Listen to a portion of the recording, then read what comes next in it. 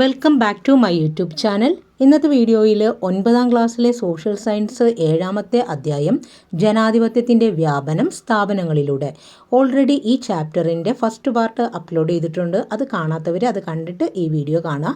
അപ്പോൾ ഇന്ന് നമ്മൾ ആദ്യമായിട്ട് മനസ്സിലാക്കാൻ പോകുന്നത് ദേശീയ മനുഷ്യാവകാശ കമ്മീഷനെ കുറിച്ചാണ്. ഡിസംബർ 10 അന്താരാഷ്ട്ര മനുഷ്യാവകാശ ദിനമായി നമ്മൾ ആചരിക്കുന്നത്. അതിന് കാരണമായത് 1948 ഡിസംബർ 10 പാരീസിൽ വെച്ച് ഐക്യരാഷ്ട്രസഭയുടെ പൊതുസഭ പാസാക്കിയ അന്താരാഷ്ട്ര മനുഷ്യാവകാശ പ്രഖ്യാപനമാണ്. സ്വതന്ത്രനായി ജനിക്കുന്ന മനുഷ്യന് ജന്മസിദ്ധമായി തന്നെ ലഭിക്കുന്ന അവകാശങ്ങളെയാണ് മനുഷ്യാവകാശങ്ങളെന്ന് പറയുന്നത്. നമ്മുടെ രാജ്യത്ത് മനുഷ്യാവകാശ ലംഘനങ്ങൾ ഇല്ലാതാക്കി പൗരാവകാശ സംരക്ഷണം ഉറപ്പുവരുത്തുക എന്ന ലക്ഷ്യത്തോടെ രൂപീകരിക്കപ്പെട്ട സ്ഥാപനമാണ് ദേശീയ മനുഷ്യാവകാശ കമ്മീഷൻ. 1993 ഒക്ടോബർ 12 ദേശീയ മനുഷ്യാവകാശ കമ്മീഷൻ നിലവിൽ വന്നത്. ദേശീയ മനുഷ്യാവകാശ കമ്മീഷന്റെ ആസ്ഥാനം ന്യൂഡൽഹിയാണ്.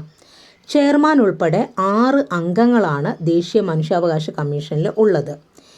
വിരമിച്ച സുപ്രീം കോടതി ചീഫ് ജസ്റ്റിസ് ആയിരിക്കും ദേശീയ മനുഷ്യാവകാശ കമ്മീഷന്റെ ചെയർമാൻ. ദേശീയ മനുഷ്യാവകാശ കമ്മീഷൻ അംഗങ്ങളെ നിയമിക്കാനുള്ള അധികാരം രാഷ്ട്രപതിക്കാണ് ഉള്ളത്. ഇനി അംഗങ്ങളുടെ കാലാവധി 3 വർഷം അഥവാ 70 വയസ്സാണ്.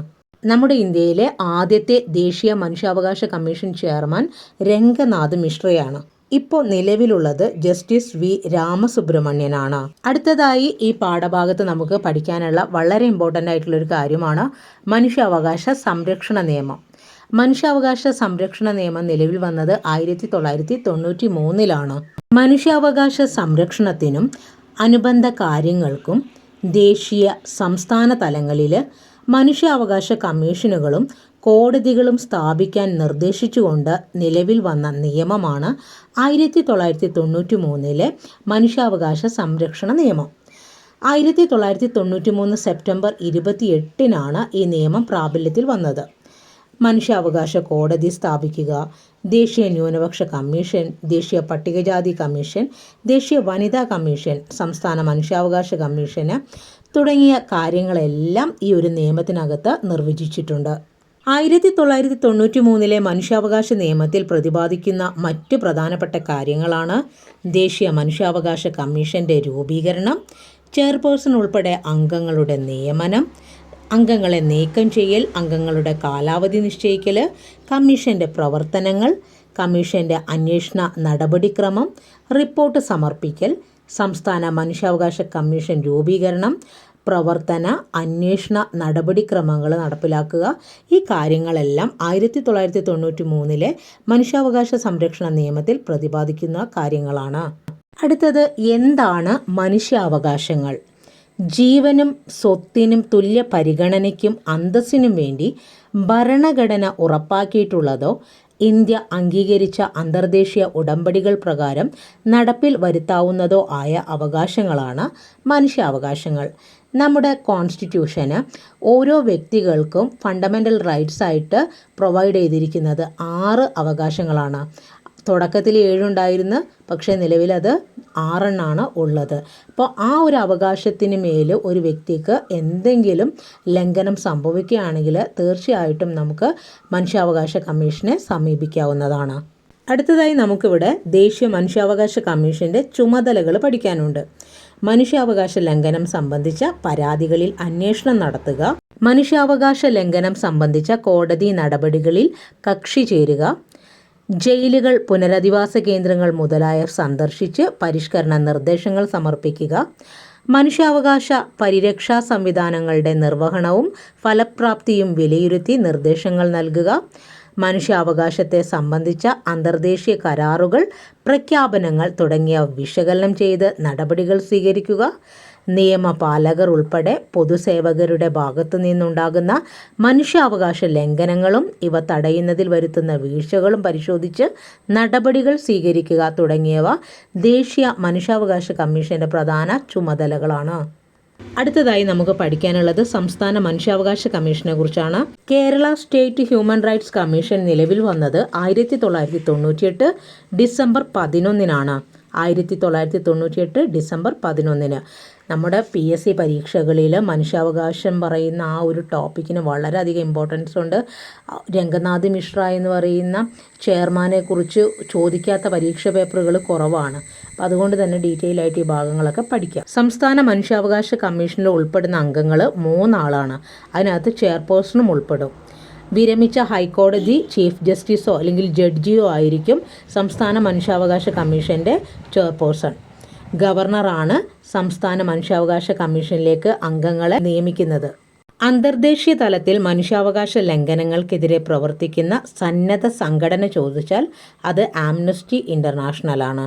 അടുത്തതായി നമുക്ക് ഈ ഭാഗത്ത് പഠിക്കാനുള്ളത് ദേശീയ വനിതാ കമ്മീഷനെ കുറിച്ചാണ്. 1992 ജനുവരി 31 ന്യൂഡൽഹി ആസ്ഥാനമായിട്ടാണ് ദേശീയ വനിതാ കമ്മീഷൻ നിലവിൽ വന്നത്. ചെയർപേഴ്സണും 5 അംഗങ്ങളും ഒരു മെമ്പർ സെക്രട്ടറിയും ഉൾപ്പെടുന്നതാണ് കമ്മീഷൻ. ഓർമ്മിച്ചു വെക്കുക, ചെയർപേഴ്സണെ കൂടാതെ 5 അംഗങ്ങളും ഒരു മെമ്പർ സെക്രട്ടറിയും കൂടെ ദേശീയ വനിതാ കമ്മീഷനിൽ ഉണ്ടായിരിക്കും. ദേശീയ വനിതാ കമ്മീഷൻ അംഗങ്ങളുടെ കാലാവധി 3 വർഷമാണ്. സമൂഹത്തിൽ സ്ത്രീകൾ അനുഭവിക്കുന്ന പ്രശ്നങ്ങളിൽ ഇടപെട്ട് നിയമപരമായ പരിഹാരങ്ങൾ നിർദ്ദേശിക്കുക, നടപടി ശുപാർശ ചെയ്യുക എന്നതാണ് കമ്മീഷന്റെ പ്രധാന ചുമതല. ദേശീയ വനിതാ കമ്മീഷന്റെ ആദ്യത്തെ ചെയർപേഴ്സൺ ജയന്തി പട്നായിക് ആയിരുന്നു. നിലവിൽ വിജയ് കിഷോർ രഹാത്കർ ആണ് ദേശീയ വനിതാ കമ്മീഷന്റെ നിലവിലെ ചെയർപേഴ്സൺ. അന്താരാഷ്ട്ര വനിതാ ദിനം നമ്മൾ ആചരിക്കാറുണ്ട്. മാർച്ച് 8 അന്താരാഷ്ട്ര വനിതാ ദിനമായിട്ട് ആചരിക്കുന്നത്. ഈ വർഷത്തെ അതായത് 2025 വനിതാ ദിനത്തിൻ്റെ തീം എന്ന് പറയുന്നത്, സന്ദേശം എന്ന് പറയുന്നത് ആക്സിലറേറ്റ് ആക്ഷൻ എന്നതാണ്. പ്രവർത്തനം ത്വരിതപ്പെടുത്തുക. 1975 മുതലാണ് UNO അന്താരാഷ്ട്ര വനിതാ ദിനം ആചരിക്കാനായിട്ട് തുടങ്ങിയത്. അടുത്തത് വനിതാ കമ്മീഷൻ്റെ പ്രധാനപ്പെട്ട ചുമതലകൾ നോക്കുക.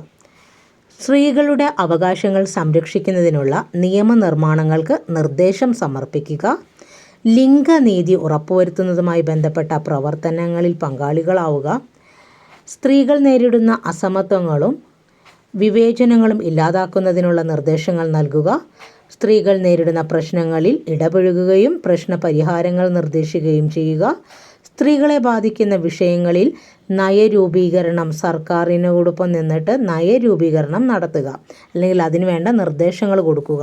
ഇതൊക്കെയാണ് വനിതാ കമ്മീഷൻ്റെ പ്രധാന ചുമതലകൾ. ഇനി ഈ ഭാഗത്ത് നമുക്ക് സ്ത്രീകളുമായി ബന്ധപ്പെട്ട് 2 പ്രധാനപ്പെട്ട നിയമങ്ങളും കൂടെ പഠിക്കാനുണ്ട്. അതിൽ ഒന്ന് 1961 സ്ത്രീധന നിരോധന നിയമം. പാർലമെൻറ്റ് പാസ്സാക്കിയ നിയമമാണ് 1961 സ്ത്രീധന നിരോധന നിയമം. സ്ത്രീധനം സ്വീകരിക്കുന്നതും നൽകുന്നതും ഈ നിയമപ്രകാരം കുറ്റകരമാണ് അല്ലെങ്കിൽ ശിക്ഷാർഹമാണ്. അടുത്തത് 2005 ഗാർഹിക പീഡന നിരോധന നിയമം. പ്രാബല്യത്തിൽ വന്നത് 2006 ഒക്ടോബർ 26 സ്ത്രീത്വത്തെ അപമാനിക്കുന്നതും അപകടപ്പെടുത്തുന്നതുമായ എല്ലാ അതിക്രമങ്ങളും ഗാർഹിക പീഡനത്തിൻ്റെ വിശാല നിർവചനത്തിൽ ഉൾപ്പെട്ടിട്ടുണ്ട്. അപ്പോൾ അതായത് വീടുകളിലൊക്കെ സ്ത്രീകൾ ഇങ്ങനെ ദുരിതം അനുഭവിക്കുന്നുണ്ടെങ്കിൽ തീർച്ചയായിട്ടും നമുക്ക് 2005 ഗാർഹിക പീഡന നിരോധന നിയമത്തിൽ പ്രകാരം കേസ് ഫയൽ ചെയ്യാം. അടുത്തത് നമുക്ക് ഈ ഭാഗത്ത് പഠിക്കാനുള്ളത് സംസ്ഥാന വനിതാ കമ്മീഷനെ കുറിച്ച്. സംസ്ഥാന വനിതാ കമ്മീഷൻ നിലവിൽ വന്നത് 1996 മാർച്ച് 14 ആദ്യത്തെ അധ്യക്ഷ സുഗതകുമാരി, കവയിത്രി സുഗതകുമാരി. ചെയർപേഴ്സണെ കൂടാതെ 4 അംഗങ്ങൾ ചേർന്നതാണ് സംസ്ഥാന വനിതാ കമ്മീഷൻ. 5 വർഷമാണ് സംസ്ഥാന വനിതാ കമ്മീഷൻ്റെ കാലാവധി. ഇനി ഇപ്പോഴത്തെ അധ്യക്ഷ അഡ്വക്കേറ്റ് പി സതീദേവിയാണ്.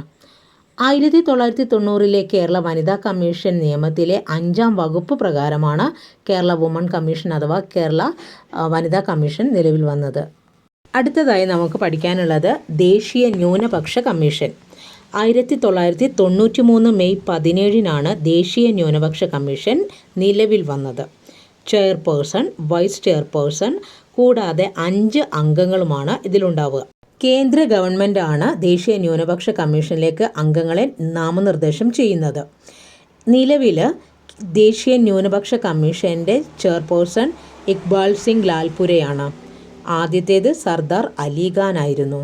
അടുത്തത് ദേശീയ ന്യൂനപക്ഷ കമ്മീഷൻ്റെ പ്രധാനപ്പെട്ട ചുമതലകൾ: ന്യൂനപക്ഷങ്ങളുടെ സാമൂഹിക വികസന പുരോഗതി വിലയിരുത്തുക, ന്യൂനപക്ഷങ്ങളുടെ സംരക്ഷണാർത്ഥമുള്ള ഭരണഘടനാ വ്യവസ്ഥകളുടെയും നിയമങ്ങളുടെയും പ്രവർത്തനം വിലയിരുത്തുക, ന്യൂനപക്ഷങ്ങൾ നേരിടുന്ന പ്രശ്നങ്ങളും പ്രതിസന്ധികളും സംബന്ധിച്ച റിപ്പോർട്ടുകൾ കാലാകാലങ്ങളിൽ സമർപ്പിക്കുക, ന്യൂനപക്ഷങ്ങളുടെ അവകാശ ലംഘനവുമായി ബന്ധപ്പെട്ട പരാതികൾ പരിശോധിക്കുകയും തുടർ നടപടികൾക്കായി ശുപാർശ നടത്തുകയും ചെയ്യുക, ന്യൂനപക്ഷങ്ങൾക്കായുള്ള പരിരക്ഷകളുടെ കൃത്യമായ പരിപാലനത്തിന് വേണ്ട നിർദ്ദേശങ്ങൾ സമർപ്പിക്കുക തുടങ്ങിയവയാണ് ദേശീയ ന്യൂനപക്ഷ കമ്മീഷൻ്റെ പ്രധാനപ്പെട്ട ചുമതലകൾ. അടുത്തത് നമുക്ക് ഈ ഭാഗത്ത് പഠിക്കാനുള്ളത് സംസ്ഥാന ന്യൂനപക്ഷ കമ്മീഷൻ. 2013 ജൂൺ 10 സംസ്ഥാന ന്യൂനപക്ഷ കമ്മീഷൻ നിലവിൽ വന്നത്. ചെയർപേഴ്സൺ, വൈസ് ചെയർപേഴ്സൺ ഉൾപ്പെടെ 4 അംഗങ്ങളാണ് സംസ്ഥാന ന്യൂനപക്ഷ കമ്മീഷനിൽ ഉണ്ടാവുക. സ്റ്റേറ്റ് ഗവൺമെൻറ്റാണ് അംഗങ്ങളെ നാമനിർദ്ദേശം ചെയ്യുന്നത്. അംഗങ്ങളുടെ കാലാവധി 3 വർഷമാണ്. ഇപ്പോൾ അബ്ദുൾ റഷീദാണ് കേരള ന്യൂനപക്ഷ കമ്മീഷൻ്റെ ചെയർപേഴ്സൺ. അടുത്തത് നമുക്ക് പിന്നാക്ക കമ്മീഷനുകളെ കുറിച്ചാണ് പഠിക്കാനുള്ളത്. അത് അടുത്തൊരു വീഡിയോയിൽ പഠിക്കാം. വീഡിയോ ഉപകാരപ്പെട്ടാൽ തീർച്ചയായും ലൈക്ക് ചെയ്യുക, ഷെയർ ചെയ്യുക, കമൻറ്റ് ചെയ്യുക. താങ്ക്